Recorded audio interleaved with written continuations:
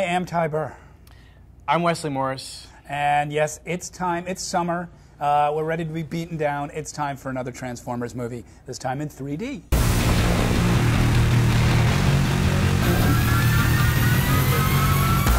Michael Bay is a world-class entertainment director in the sense that, at least for me, he makes stuff move really good.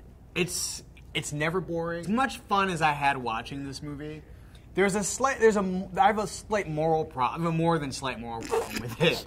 Which, I mean, is sort of... Chicago being destroyed and everybody in it vaporized without much of a fare thee well. Right, there's no time to really sort of stop and think about the dead bodies you're watching pile up on the ground. But right, he's operating within a very specific set of political and historical visual imagery. Right. Do you know what I mean? Right, Like, and of course, when a Transformer dies in this movie, we're supposed to weep We're buckets. supposed to weep, yes. And they bleed red blood, which I don't quite figure out how that works. They got red oil or something? I don't know. Yeah. Yes, they're that American. But people know you're not supposed to cry for it. Well, the thing about this movie is that there were about 15 movies happening at the same time. I know, and I got worn out after 2 hours. This is a 2.5-hour movie that I was done with at the 2-hour mark. But what's impressive to me in this totally backhanded way is that he makes these 15 movies and is kind of like, I just made 15 movies.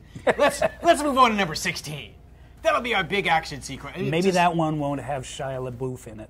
Oh, sorry, you're stuck with him. But maybe it will have John Malkovich and Frances McDormand. And John Turturro, and Ken Jeong, and Alan Tudyk. All these really good character actors. Why is Steve Buscemi Buscemi not in one of these things yet? But I just want to say some things about Jim Shia Jarmusch LaBeouf. to do the next one, but that's neither here nor there.